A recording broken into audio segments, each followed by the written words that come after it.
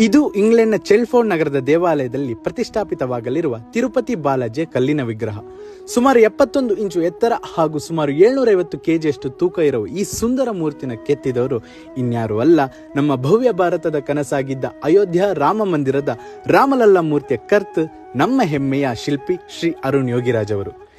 ಇವರು ನಮ್ಮ ಕರ್ನಾಟಕದವರು ಮಾತ್ರ ಅಲ್ಲ, ನಮ್ಮ ಮೈಸೂರಿನವರು ಅಂತ ಹೇಳ್ಕೊಳ್ಳೋಕೆ ತುಂಬಾನೇ ಹೆಮ್ಮೆ ಇದೆ.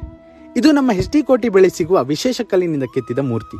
ಈ ಕಲ್ಲಿನ ವಿಶೇಷ ಅಂದ್ರೆ ಬೆಂಕಿ, ನೀರು ಅಥವಾ ಯಾವುದೇ ರಾಸಾಯನಿಕ ಕ್ರಿಯೆಗಳಿಗೂ ಪ್ರತಿಕ್ರಿಯಿಸುವುದಿಲ್ಲ. ಈ ವಿಗ್ರಹದಲ್ಲಿ ಬರುವ ಎಲ್ಲಾ ಅಂಶಗಳು ಅಂದ್ರೆ ಕಿರೀಟ, ನಾಮ, ಕರ್ಣಮಂಡಲ, ಸೊಂಟದ ಪಟ್ಟಿ, ಎದೆಹಾರ, ಉಪಗ್ರೀವ, ಕುಚ್ಚು, ಶಂಖ, ಚಕ್ರ ಎಲ್ಲವನ್ನು ಕೂಡ ಅತ್ಯಂತ ಸೂಕ್ಷ್ಮವಾಗಿ ವಿವರವಾಗಿ ಕೆತ್ತಲಾಗಿದೆ. ಇದನ್ನೆಲ್ಲ ಹೊರತುಪಡಿಸಿ ನಾನೇನು ಹೇಳೋದಂದ್ರೆ, ಈ ಕಲಾವಿದರ ತಲೆಯಲ್ಲಿ ಬಂದ ಕಲ್ಪನೆ, ಅದನ್ನು ಜೀವಂತಗೊಳಿಸಲು ಬೇಕಾದ ಶ್ರದ್ಧೆ, ಜೊತೆಗೆ ಬಹುಮುಖ್ಯವಾದದ್ದು ತಾಳ್ಮೆ, ಎಲ್ಲವೂ ಕೂಡ ಅನಂತಕ್ಕೂ ಮೀರಿದ ಸಾಧನೆ. ಕೌಶಲ್ಯಗಳು ಎಷ್ಟೇ ಇದ್ರೂ ತಾಳ್ಮೆ ಹಾಗೂ ಶ್ರದ್ಧೆ ಇಲ್ಲ ಅಂದ್ರೆ ಆ ಕೌಶಲ್ಯಕ್ಕೆ ಬೆಲೆನೇ ಇಲ್ಲ. ಈ ಎಲ್ಲ ಮೂರ್ತಿಗಳನ್ನ ನಾವೀಗ ನೋಡ್ತಾ ಇದೀವಿ ಅಂದ್ರೆ ಇದನ್ನ ಕಲಾವಿದರು ತಮ್ಮ ಕಲ್ಪನೆಯಲ್ಲಿ ಮೊದಲೇ ನೋಡಿರ್ತಾರೆ.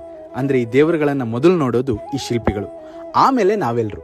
ಇವರ ಕಲ್ಪನೆ ಹಾಗೂ ಆ ಕಲ್ಪನೆಯನ್ನು ನೈಜತೆಗೆ ತಂದು ಇತಿಹಾಸ ಸೃಷ್ಟಿಸುವ ನಿಮಗೆ ನಮ್ಮೆಲ್ಲರ ಕಡೆಯಿಂದ ಅನಂತ ವಂದನೆಗಳು. ನಮ್ಮ ಭಾರತದ ಮೂರ್ತಿ ಇಂಗ್ಲೆಂಡ್ನಲ್ಲಿ ಪ್ರತಿಷ್ಠಾಪಿತವಾಗ್ತಿದೆ ಅಂದ್ರೆ ಅದು ನಮ್ಮ ಹೆಮ್ಮೆ ವಿಚಾರ ಅಲ್ವಾ?